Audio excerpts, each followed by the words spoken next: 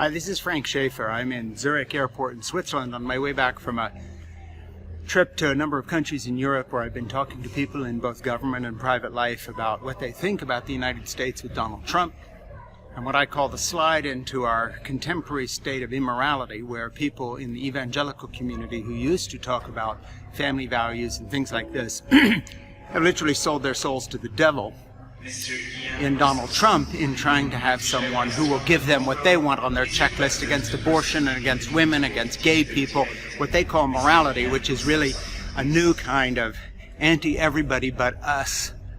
morality. And the news won't surprise you. Most people in Europe, except for those on the far neo-Nazi right in Germany, France,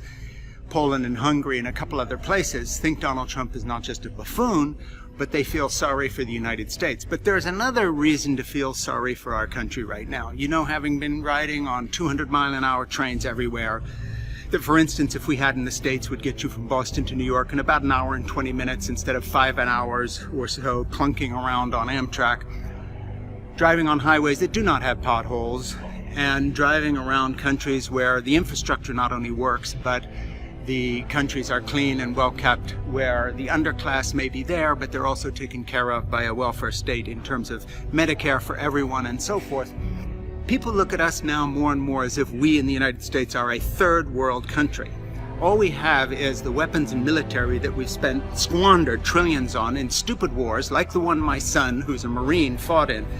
Iraq, and the interminable war in Afghanistan, where we have tried to play a kind of incompetent global cop to no avail. So, interestingly enough, what a lot of people here in Europe feel for us now is sympathy. They know we have a clown for a president, that we have squandered our wealth on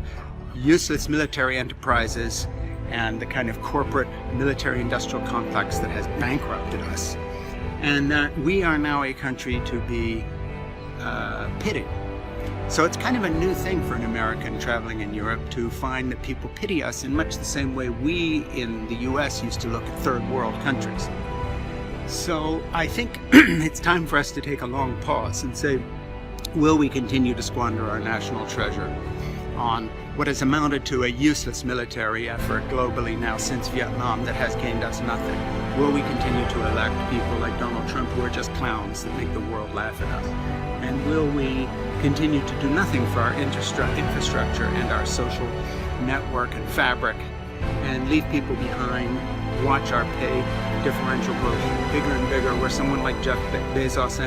earns about 1,000 times more than his employees in the packing houses, or more than that even? How long are we going to put up with this nonsense? I think in November we have an opportunity with the congressional elections to change something, and that is to really get out there and fight for a blue wave, a democratic wave, people who care about people, and push aside these insane evangelical whites who have given us Donald Trump, push aside this clown and limit him by giving us a democratic Congress, and start laying the structure to become, I hate to use this word, a civilized country again, one with roads that works, railways that look like they're in the 21st century instead of the 19th century, infrastructure that's upgraded, a medical system that cares for all, and pay differentials between executives and workers closing so that shareholders get less but individual human beings get more. Thank you. My name is Frank Schaefer.